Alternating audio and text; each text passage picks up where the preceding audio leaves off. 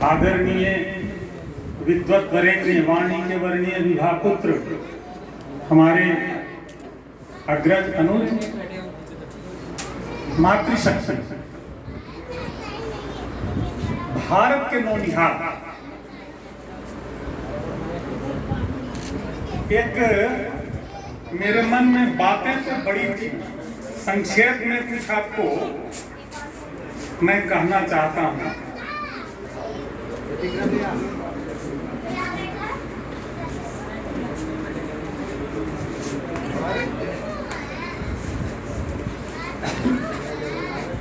अखिल भारतीय विद्यार्थी परिषद का मैं प्रांत उपाध्यक्ष था किसी जमाने में, और लखनऊ में राष्ट्रीय अधिवेशन था।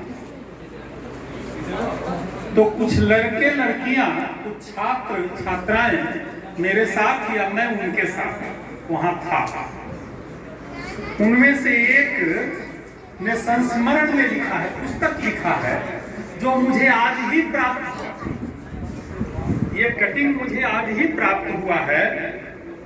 अमृतसर पंजाब एंड सिंध बैंक में स्केल 3 के एक मैनेजर हैं पवन जी, उन्होंने मुझको भेजा है अमृतसर से।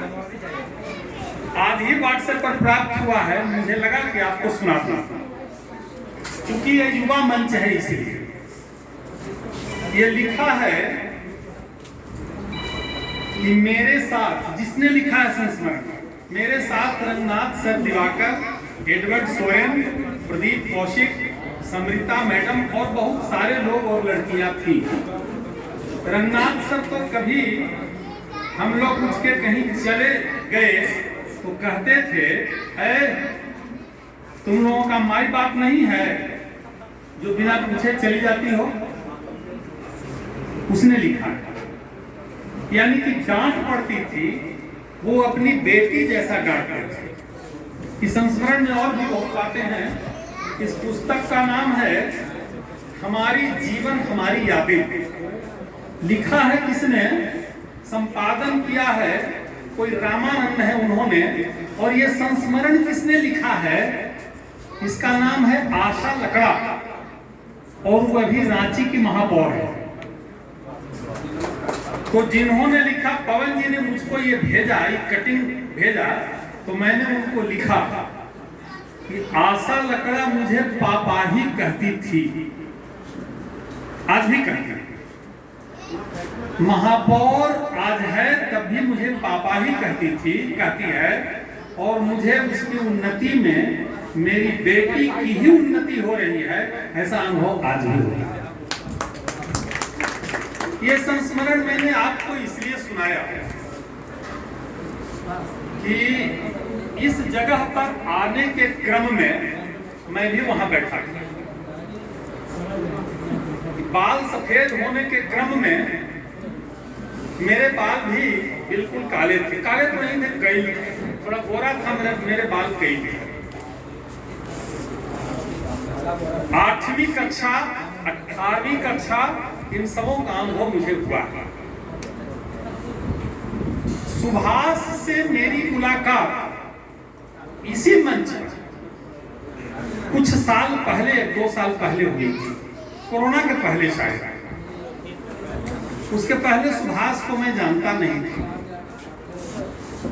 सुभाष ने यहाँ हमको बुलाया था। आज मुझे अनुभव हो रहा है, जगदीश चंद्र माथुर के शब्द हैं, मेरे नहीं। अपने कैरेक्टर के बारे में उन्होंने लिखा है, घोर का तारा एक लिखा है उन्होंने, एकांकी, उन्होंने लिखा है कि शेखर तो अब तक भोर का तारा था, प्रभात का सूर्य तो अब। उनके उस शेखर के कैरेक्टर को मैं सुभाष में देखता। गलतियां किसी से भी होती हैं, और बच्चा जब बूढ़ा बनता है उस क्रम में, चलने के क्रम में गलतियां ही करता है। गिरकर उठना, उठकर चलना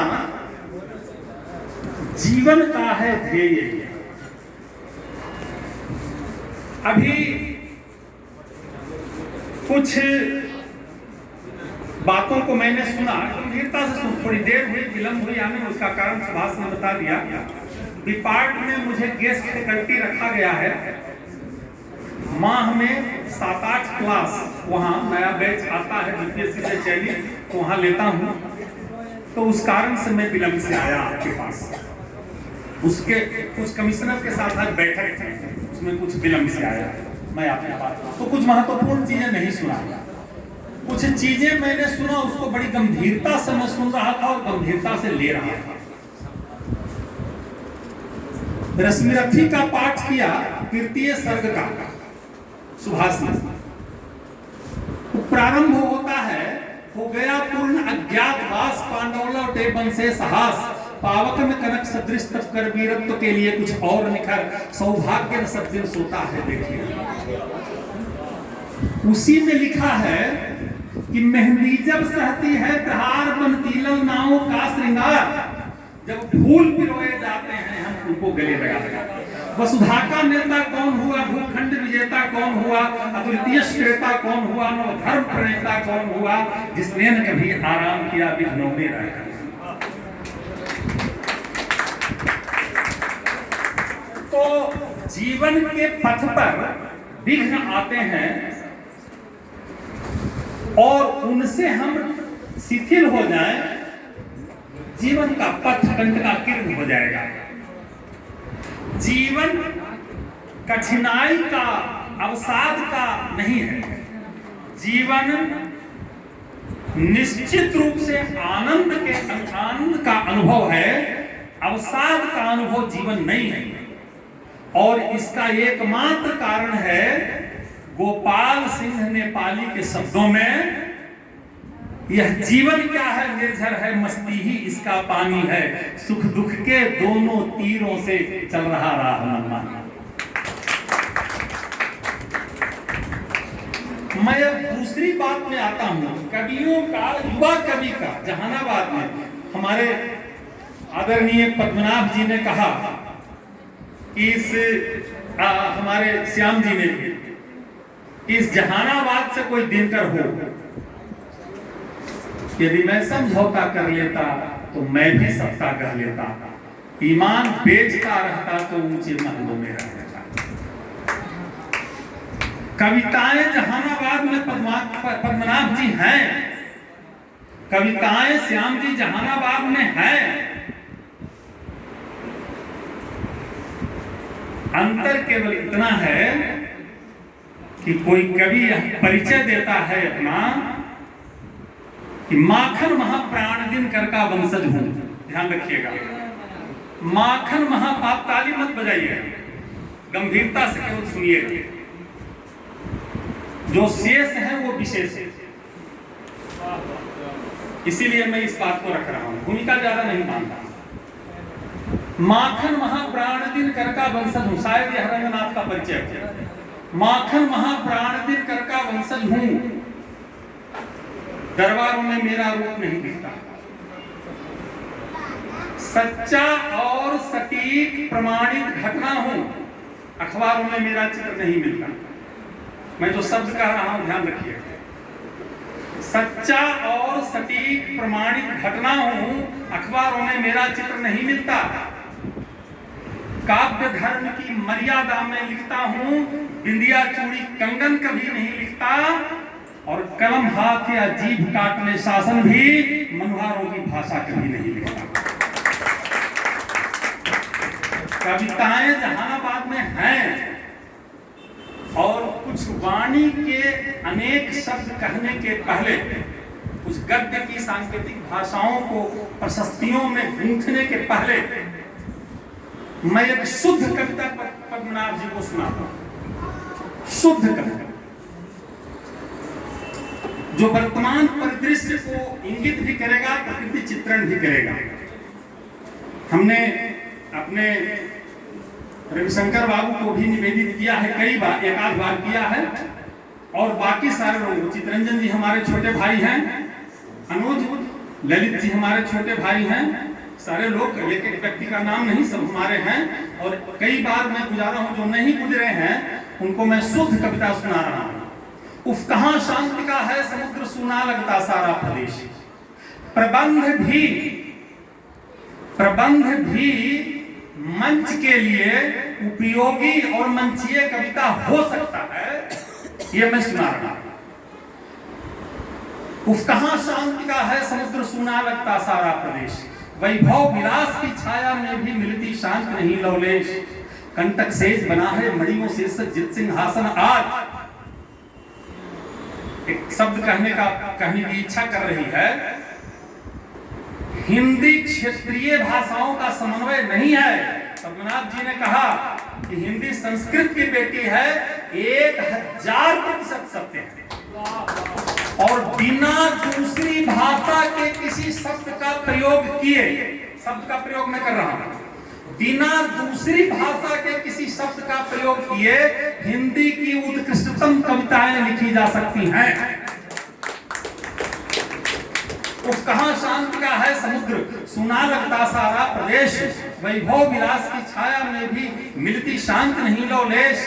कंटक सेज बना है मणियों से सज्जित सिंहासन आज। सिर पर भार हो रहे हीरे जड़े हुए ये स्वर्णिम ताज। नागिन सी फुंकार भर रही गले मोतियों की माला। सोम सुरा के स्वर्णिम प्याले लगते ज्योति की हाला। जवाहरात जगत शोभित तन वस्त्रालंकारों से। पर है लगता कसा देह जो जंजीरों के तारों से। महल गूंजता सुंदरियों के नूपुर की झंकारों से। कर्ण पटल के पर्दे फटते जो के हुंकारों से।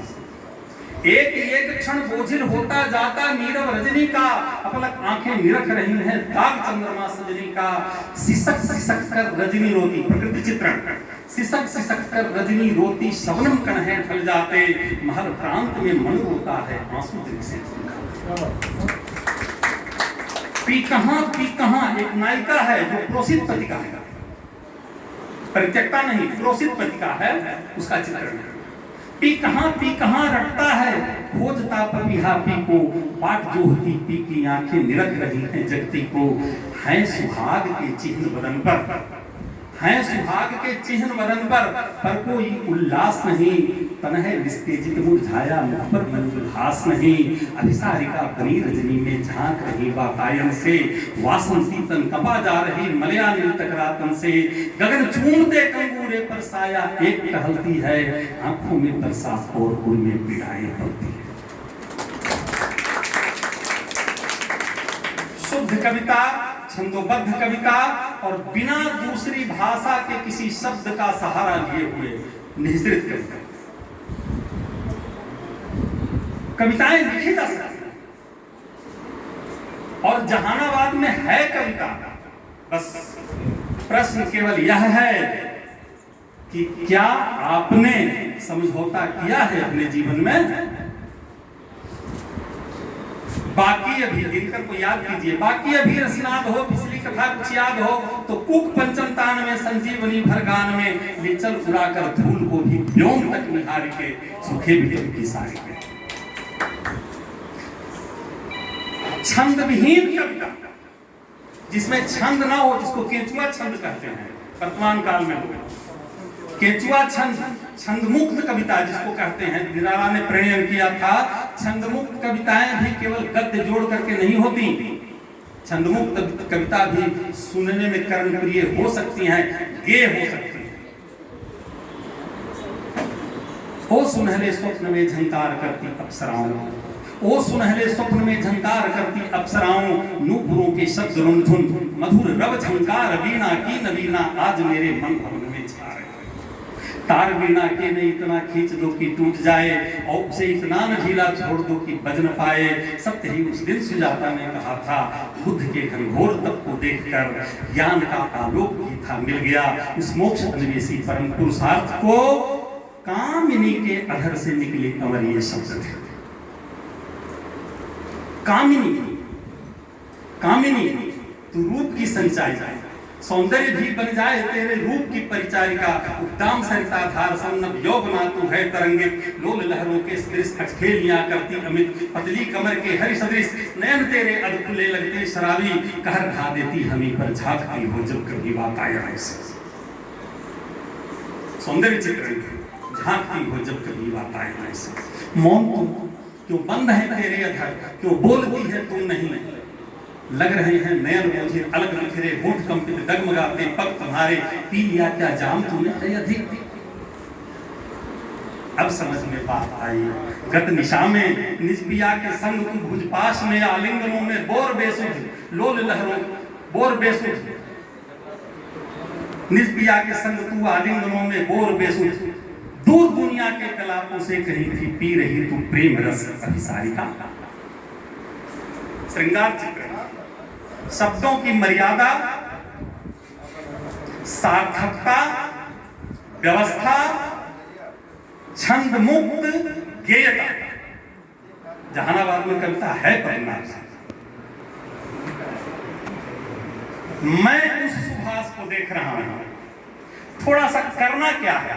हमने सौरभ को सुना, सौरभ है चला गया, सौरभ को सुना, खूब बढ़िया रंग पर चित्रण सौरभ ने किया। बढ़िया से करो, मेरे आशीर्वाद हैं, परंतु ये तुम्हारे शब्द दिनेश बाबरा के थे।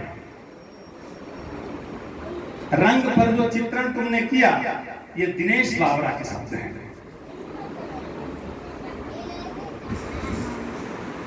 खूब बढ़िया से हमारे सुभाष ने रसविरथी पढ़ा, हित का दीर्घ उच्चारण मत करो, शब्द में गड़बड़ी हो जाएगी। हित वचन नहीं तूने माना, हित वचन नहीं, हित वचन नहीं तूने माना, मैं तेरा मूल्य न पहचाना, तो ले मैं अभी अब जाता हूँ, अंतिम संकल्प सुनाता हूँ, याचना नहीं अवरण होगा, जय जीवन या मरण होगा। शब्दों के परिमार्जन की आवश्यकता नहीं है, शब्दों को की सौष्ठवता को उचित स्थान देने की आवश्यकता है, चाहे वो उच्चारण स्थान हो या लेखनी हो। खूब बढ़िया काव्य पाठ हमारे प्रियंबद ने किया, बहुत अच्छा लगा। एक प्रबंध को मंचीय कविता बना करके कहना, वहां मुझे बहुत नवयुवक में मैंने देखा, बहुत अच्छा लगा। ध्यान केवल यह रहे, छंद मुक्ता रहे तो उसकी गेयता रहे, छंदोबद्धता रहे तो उसकी गेयता। कौन कहता है कि कविता गाई नहीं जा सकती? कौन कहता है कि कविता गाई नहीं जा सकती? कोई भी ऐसा संगीत मैंने देखा है, लोकल संगीत को कई लोगों को गाते हुए, जबरदस्ती जमा तारा जहान सलगा को बैठाते हैं, दीर्घ को ह्रस्व, ह्रस्व को दीर्घ। मैंने एक गीत लिखा, एक गीत मैंने लिखा आग्रह पर, रविशंकर बाबू हैं यहाँ पर, मैं निवेदन किया था कि मेरी मान्यता है कि क्षेत्रीयता के पनपने से राष्ट्रवाद कमजोर होता है। क्षेत्रीय भाषा के विकास से राष्ट्रीय भाषा कमजोर।